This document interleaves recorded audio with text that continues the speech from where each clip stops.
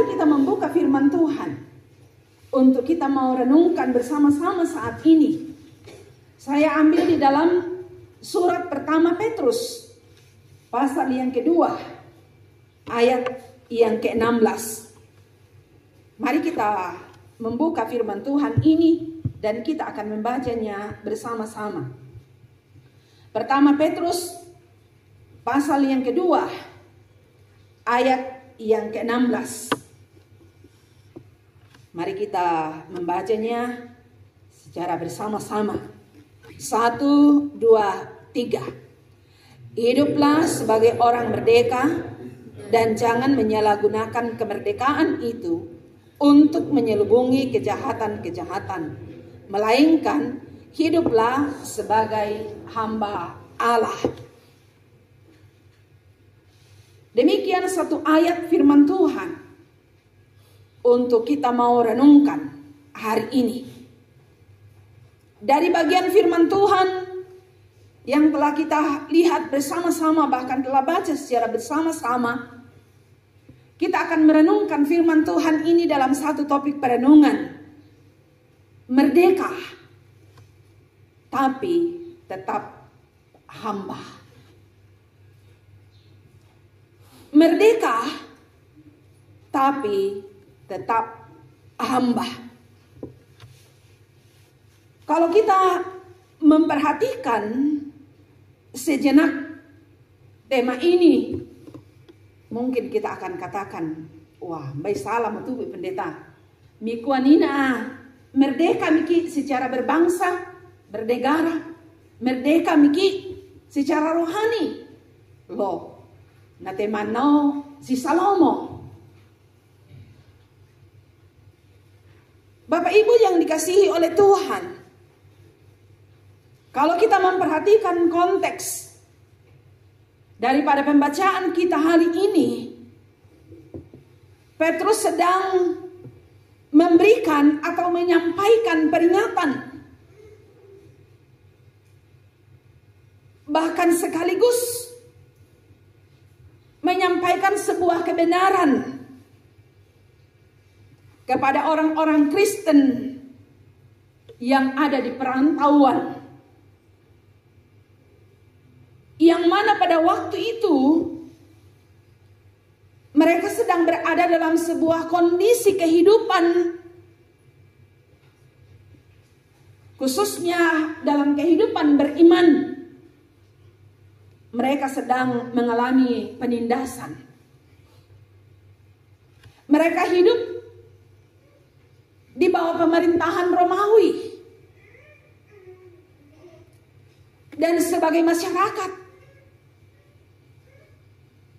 Petrus tidak menyuruh mereka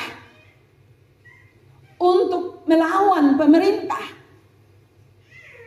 untuk memberontak kepada pemerintah. Tetapi justru Petrus mengajak mereka bagaimana mereka menghidupi kemerdekaan secara rohani di dalam Kristus Yesus, dan mereka tetap hidup dalam pemerintahan Romawi. Mereka hidup taat. Kalau Rasul Petrus mau memperlihatkan kepada orang-orang Kristen yang ada pada waktu itu untuk menghidupi kemerdekaan di dalam Kristus Yesus, mereka akan mengerti bagaimana kemerdekaan itu. Bagaimana seorang yang merdeka secara rohani. Orang yang merdeka secara rohani yang mau diperlihatkan oleh Rasul Petrus adalah orang yang bebas dari belenggu dosa, ikatan dosa, kuasa dosa yang membuat mereka melakukan perbuatan-perbuatan yang tidak dikenan oleh Tuhan. Itu artinya mereka merdeka secara rohani. Mereka bebas dari belenggu dosa karena pembebasan itu telah dikerjakan oleh Kristus Yesus di atas kayu salib. Yang kedua, bagaimana mereka hidup bebas daripada kutukan hukum Taurat. Bapak Ibu saudara-saudara, kalau kita memperhatikan tulisan Rasul Paulus mengingatkan kepada jemaat yang ada di Korintus, jemaat yang ada di Roma, jemaat yang ada di Galatia, Rasul Paulus menyampaikan bahwa Kristus datang bukan untuk menghilangkan hukum Taurat itu, tetapi untuk menggenapi hukum Taurat. Mengapa? Kalau kita memperhatikan dalam masa perjanjian lama, tidak ada seorang pun yang sempurna untuk bisa melakukan hukum Taurat itu. Tetapi lewat karya keselamatan yang dilakukan oleh Kristus, orang yang percaya kepada Kristus akan merdeka menikmati kebebasan di dalam kehidupan mereka. Yang berikut orang yang apa yang disampaikan oleh Rasul Petrus untuk menghidupi kemerdekaan itu adalah supaya mereka bebas dari rasa takut akan manusia. Sekali lagi, orang-orang Kristen yang ada di perantauan pada waktu itu yang tersebar di beberapa daerah, mereka sedang berada dalam situasi yang tidak nyaman. Dan Petrus mau memperlihatkan kepada mereka bahwa mereka adalah orang-orang yang sudah merdeka secara rohani. Itu sebabnya mereka tidak boleh takut terhadap manusia, tapi mereka harus takut kepada Allah.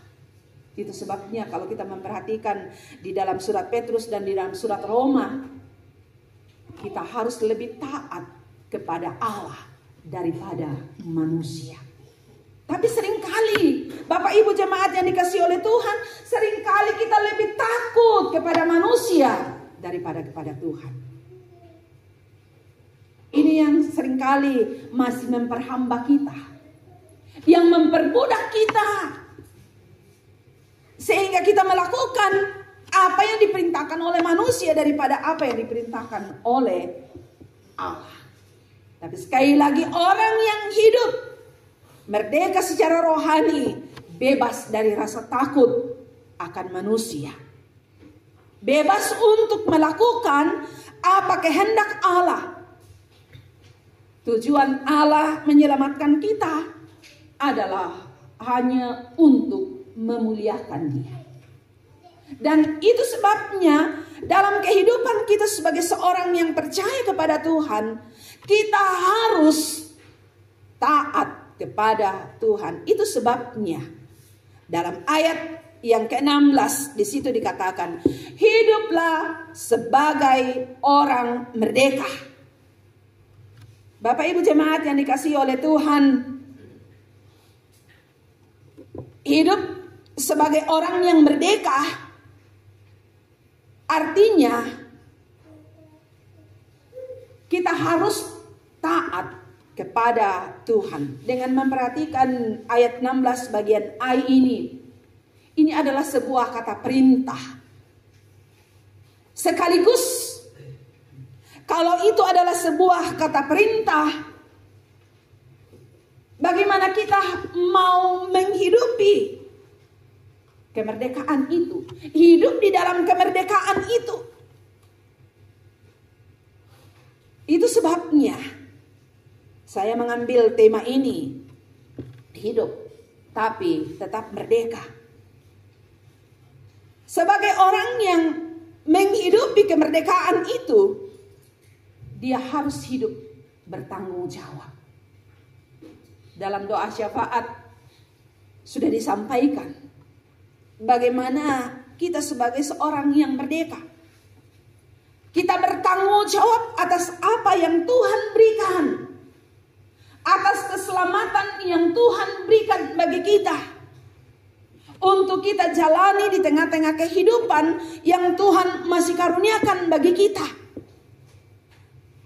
Sehingga Karena kita hidup sebagai seorang yang merdeka, kita hidup sebagai hamba Allah, menunjukkan bahwa kemerdekaan itu bukan bebas tanpa batas, tetapi bebas untuk melakukan apa yang diperintahkan Tuhan dan melakukannya dengan benar.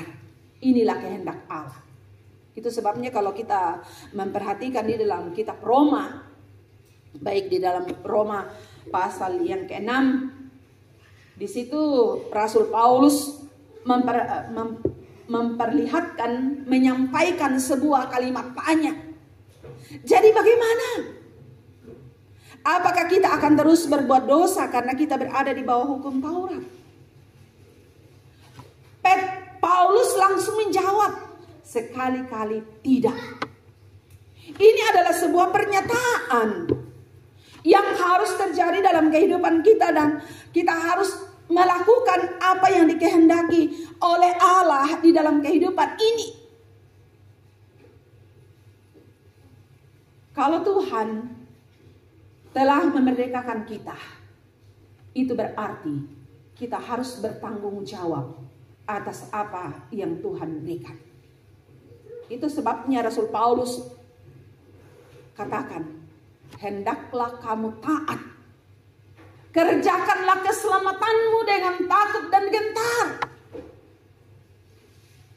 Sebagai orang yang melihat bahwa keselamatan itu adalah merupakan sebuah anugerah yang diberikan oleh Allah. Keselamatan yang kita nikmati di dalam Kristus Yesus tidak ada sedikit andil kita di dalamnya untuk menikmati keselamatan itu. Semata-mata karena anugerah. Kalau Tuhan memberikan keselamatan, telah menyelamatkan kita di dalam anaknya Yesus Kristus, maka yang harus kita lakukan adalah hidup dalam rasa tanggung jawab kita kepada Allah untuk melakukan apa yang dikehendaki Allah di dalam hidup kita. Yang kedua, sebagai orang yang merdeka namun tetap menjadi hamba, dalam ayat yang ke-16 bagian B, jangan menyalahgunakan kemerdekaan itu untuk menyelubungi kejahatan-kejahatan. Bapak, Ibu, saudara-saudara yang kekasih di dalam Tuhan, sebagai seorang yang merdeka, yang telah menikmati kemerdekaan di dalam Kristus Yesus, Rasul Petrus mau menyampaikan kepada orang-orang Kristen, karena melihat begitu banyak orang yang hidup sebagai seorang yang merdeka, menyalahgunakan kemerdekaan itu. Mereka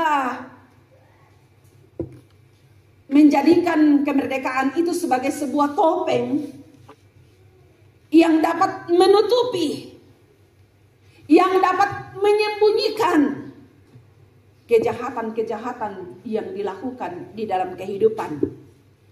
Seperti apa? Kalau kita di negara kita, banyak orang hidup di dalam kemerdekaan. Bayangkan 80 tahun kita merdeka. Tetapi apa yang terjadi? Kemerdekaan itu disalahgunakan dan melanggar hukum. Ya. Begitu banyak kejadian-kejadian yang kita lihat. Banyak orang korupsi. Mereka merdeka. Banyak orang yang menindas sesamanya. Ya. Kita sama-sama merdeka. Termasuk sudah disampaikan dalam doa syafaat tadi, intimidasi yang dilakukan oleh orang-orang yang tidak bertanggung jawab, melakukan perbuatan-perbuatan dengan merusak sarana yang ada. Mungkin secara manusia dia tidak menindas sesamanya, tetapi ini adalah perbuatan-perbuatan yang mereka lakukan. Kita dalam tanda kutip merdeka, tetapi kebebasan itu belum ada, belum nyata secara full. Nah, bagaimana dalam kehidupan kita sebagai seorang yang merdeka di dalam Kristus Yesus? Kita Kita sebagai orang-orang yang sudah dimerdekakan di dalam Kristus Yesus, jangan menyalahgunakan kemerdekaan itu. Dan sekali lagi itulah yang disampaikan oleh Rasul Paulus di dalam surat Roma pasal yang ke-6. Bahkan kalau kita memperhatikan di dalam Galatia pasal yang ke-5 ayat yang ke-13, di situ dikatakan, saudara-saudara, memang kamu telah dipanggil untuk merdeka. Tapi janganlah kamu mempergunakan kemerdekaan itu sebagai kesempatan untuk kehidupan dalam dosa. Melainkan layanilah seorang akan yang lain oleh kasih. Bapak Ibu saudara-saudara yang kekasih di dalam Tuhan. Dalam kehidupan kita sebagai seorang yang sudah dimerdekakan di dalam Kristus Yesus, Rasul Petrus mau menyampaikan kepada orang-orang Kristen, orang-orang yang telah diselamatkan yang ada di beberapa daerah, supaya dalam kehidupan mereka boleh membuktikan dalam kehidupan mereka bahwa mereka adalah orang-orang yang benar-benar merdeka, yang tidak menyalahgunakan kemerdekaan itu untuk melakukan kejahatan di dalam kehidupan mereka. Bagi kita orang percaya, jelas Rasul Paulus menyampaikan, kita dipanggil untuk hidup dalam kasih. Kita melakukan ini di dalam kehidupan kita. Mengasihi sesama kita. Mengasihi orang-orang yang ada di sekitar kita. Bukan kebencian. Bukan iri hati, bukan perselisihan, dan lain-lain sebagainya yang terjadi. Tapi kita melakukan, menikmati kemerdekaan dengan melakukan perintah Allah untuk saling mengasihi satu dengan yang lain. Hidup di dalam kebenaran. Kalau kita memperhatikan apa yang disampaikan oleh Tuhan Yesus dalam Yohanes pasal 8, kemerdekaan itu, kebenaran itulah yang memerdekakan kamu. Siapa kebenaran itu? Dia adalah Yesus sendiri. Dan karena dia adalah kebenaran, maka kita harus menghidupi kebenaran itu. Kita melakukannya, mendasarinya dengan melihat kebenaran itu yang akan mengubahkan karakter kita. Kristus adalah kebenaran. Kristus telah memperlihatkan kepada kita bersama-sama tentang karakter yang dimilikinya dan harus dilakukan.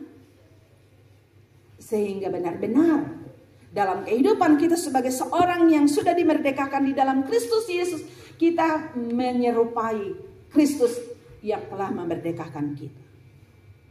Bukan hanya hidup dalam kasih, hidup di dalam kebenaran, tetapi menjaga kekudusan kehidupan kita.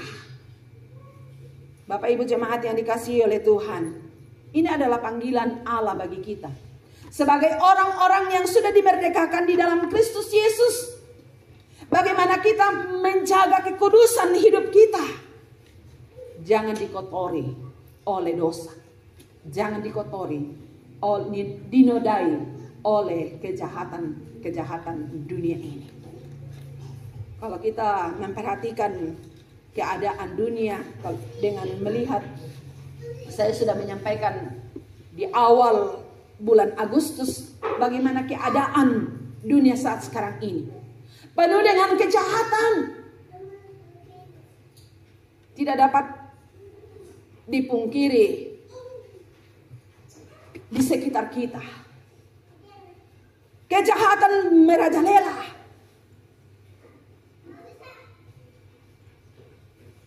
Tapi bagaimana kita sebagai seorang yang sudah diselamatkan di dalam Kristus?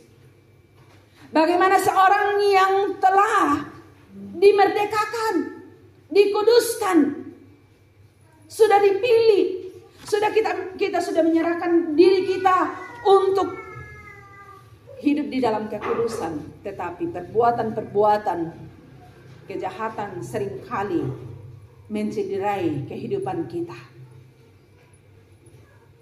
Kalau kita memperhatikan situasi saat sekarang ini, ya, bukan berarti saya menakut-nakuti kita, tapi mari kita perhatikan bersama-sama untuk melihat menjelang kedatangan Kristus yang kedua kali.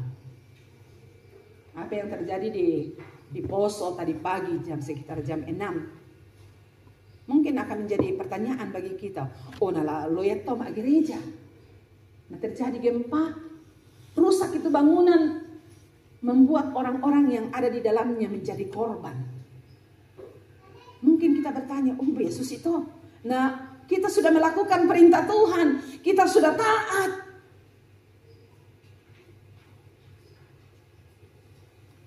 Apakah ini adalah sesuatu yang membuat kita untuk melihat keadaan kita saat sekarang ini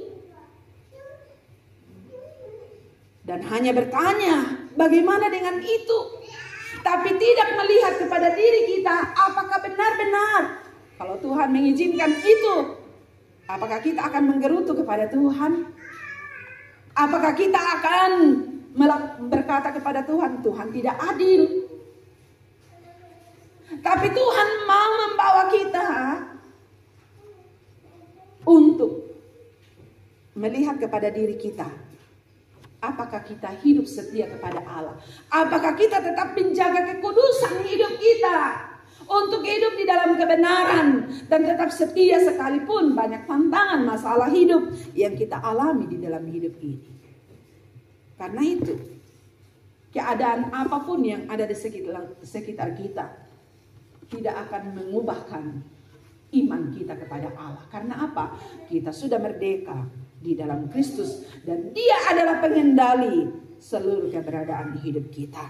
Yang terakhir, dalam ayat yang ke-16 bagian terakhir, melainkan hiduplah sebagai hamba Allah.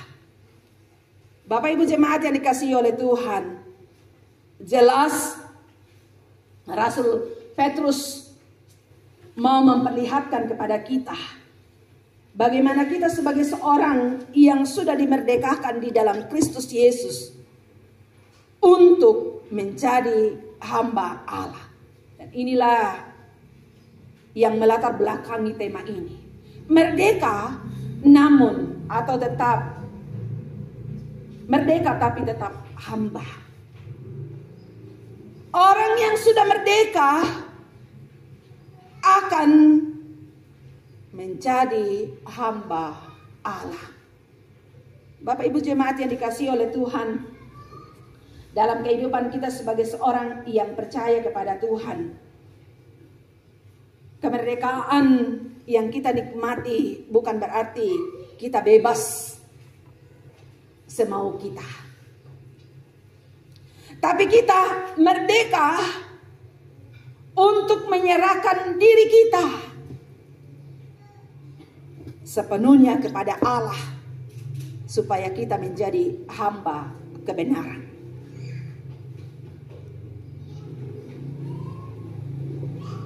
Allah mau memakai kita.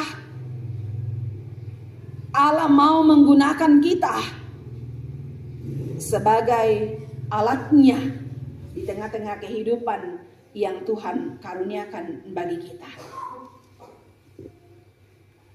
Kalau demikian, dalam kehidupan kita sebagai seorang yang merdeka dan menyerahkan diri kepada Allah sebagai hamba-Nya, maka itu akan membawa status kita, identitas kita.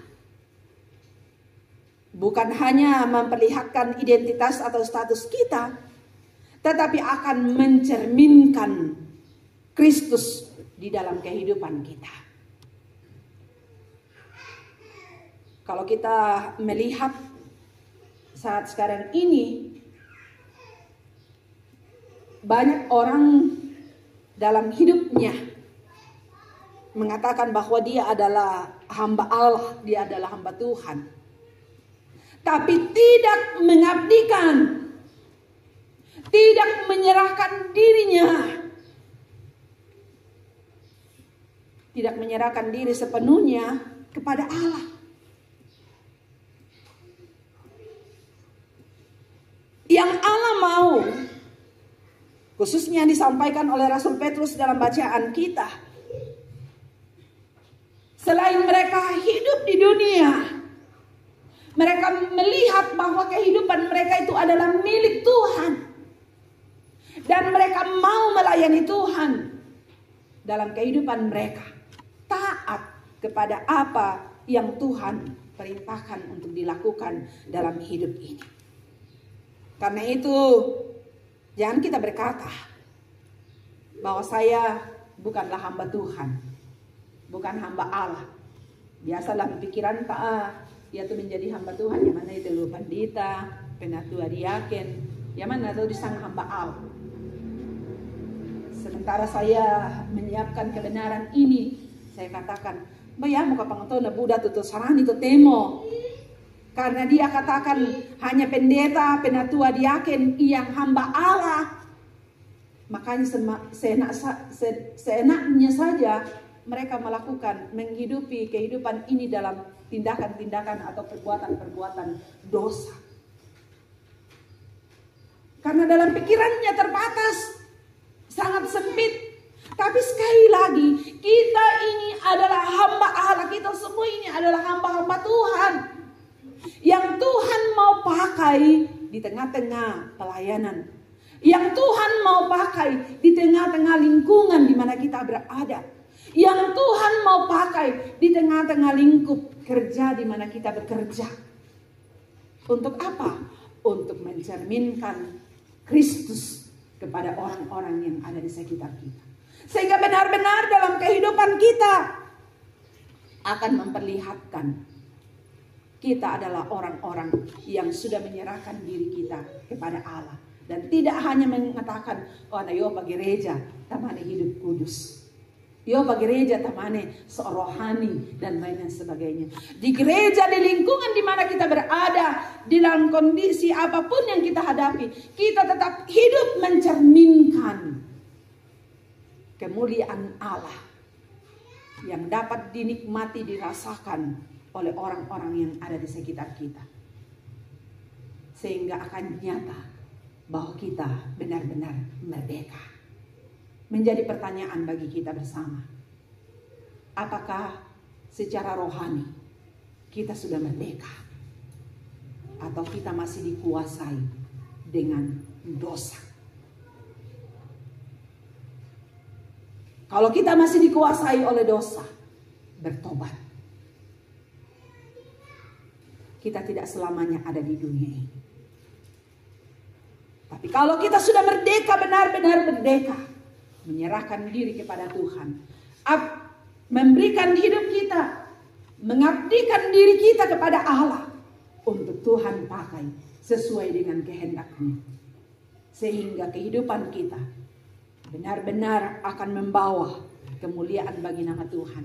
Kita akan hidup sebagai orang merdeka. Sekali lagi saya bacakan ayat ini. Hiduplah sebagai orang merdeka. Dan jangan menyalahgunakan kemerdekaan itu untuk menyelubungi kejahatan-kejahatan. Melainkan hiduplah sebagai hamba Allah. Amin.